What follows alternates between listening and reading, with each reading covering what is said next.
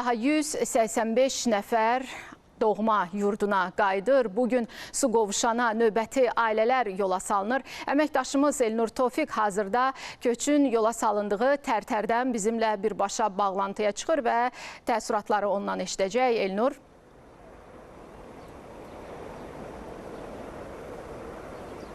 Bəli, qürurlu görüntüləri yenidən sizə təqdim edirik. Hazırda biz Tərtər rayonundayıq və azad ərazilərimizə növbəti köç gerçəkləşəcək. İndi operatorumuz Elmin İspəndiyarov görüntüləri sizə təqdim edir.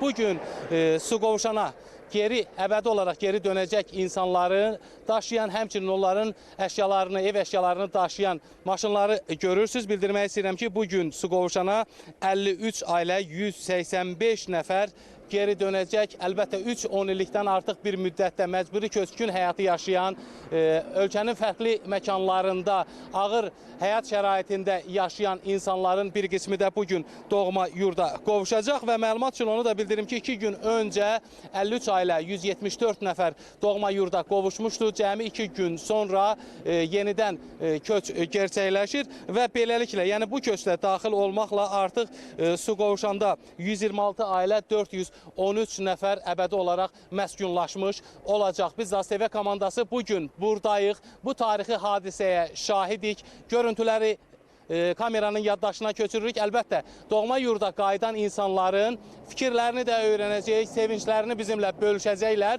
və bu tendensiya davamlı olaraq həyata keçirilir. Demək olar ki, tək su qovuşana yox, Ağdərənin Talış kəndinə, həmçinin Həsənizə də köçlər gerçəkləşmişdi və bununla paralel olaraq digər rayon və şəhərlərimizə də köçlər həyata keçirilir. Əlbəttə, süjetimiz olacaq mütləq şəkildə bugün doğma yurda qayıdan və bu sevinci yaşayan insanlarla bərabər biz də su qovuşana gedəcəyik.